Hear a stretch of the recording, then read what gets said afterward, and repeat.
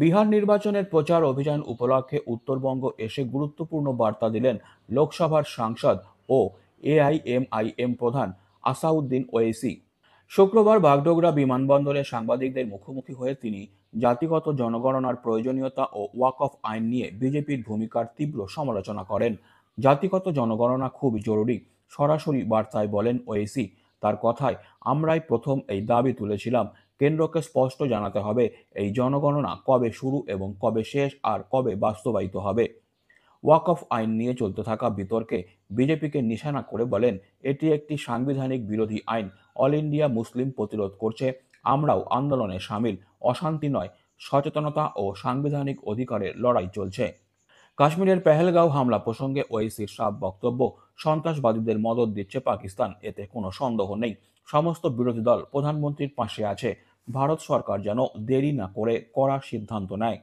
हमारी पार्टी ने 2021 से इस बात का डिमांड किया था कि पूरे देश में कास्ट सर्वे होना चाहिए, और जब आखिरी कास्ट सर्वे हुआ था 1931 में, जब कास्ट सर्वे होगा तो मालूम होगा कि किसको कितना फ़ायदा हो रहा है, किसको नहीं हो रहा है, किसके पास ज़ाती घर है, किसके पास ज़मीन नहीं है, किसकी आमदनी क्या है, और कौन सी कास्ट ज़्यादा आगे बढ़ गई, कौन पीछे रह गया।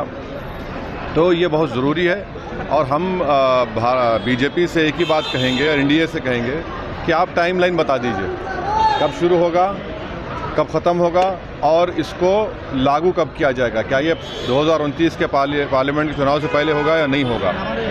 और दूसरी बात यह है कि पसमानदा मुसलमानों के लिए उनकी क्या स्थिति है, ज़मीनी हकीकत सबको मालूम हो जाएगी, क्योंकि वो पसमानदा हैं। जो गैर पसमानदा मुसलमान है वो कितने उनकी हालत कितने ख़राब हैं, तो ये सब मालूम होगा, ज़रूरी है। देखिए, अमेरिका ने जब एफर्मेटिव एक्शन की बात की थी, तो उसके बाद जो अफ्रीकन अमेरिकन थे और जो जूस थे और जो चाइनीज़ लोग थे, एक 3 मिसाल दे रहा हूँ, वो एफर्मेटिव एक्शन से उनको फ़ायदा हुआ, अमेरिका एक ताकतवर मुल्क बनता गया। तो ये भारत के लिए भी ज़रूरी है कि इस तरह का सेंसस हो, और उसके बाद जो इक़दामात या स्टेप्स लेना पड़ेगा वो लेना पड़ेगा। सर, वाकफ को लेके बंगाल में बवाल हो रहा है, क्या बोलिएगा? वाकफ को लेके बंगाल में क्या बवाल हो रहा है? नहीं, देखिए, हिंसा नहीं होनी चाहिए। एक गलत कानून बीजेपी ने बनाया है जो कॉन्स्टिट्यूशन के फंडामेंटल राइट्स के ख़िलाफ़ है, और all India Muslim personal law board ने इस कानून के ख़िलाफ़ बकरीद तक के प्रोटेस्ट का ऐलान किया है। हमारी पार्टी उस प्रोटेस्ट में हिस्सा ले रही है, और हम उस कानून के ख़िलाफ़ हैं। सर, नहीं, पूरा अपोजिशन पार्टी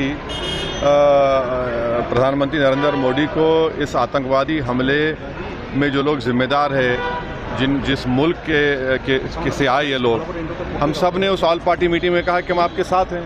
आप उनके ख़िलाफ़ एक्शन लीजिए, कड़ी से कड़ी एक्शन लीजिए, ताकि जो पीड़ित परिवार है उनको इंसाफ मिल सके। हम फिर से कहते हैं कि भारत सरकार को, उन परिवारों को, बल्कि देश ये जानना चाहता है कि उन आतंकवादियों को, और उन आतंकवादियों को जो मुल्क पाकिस्तान सपोर्ट कर रहा है, उनके ख़िलाफ़ भारत सरकार अपने तरीक़े से जो एक्शन लेना चाहती है ले, हम तो सपोर्ट करेंगे।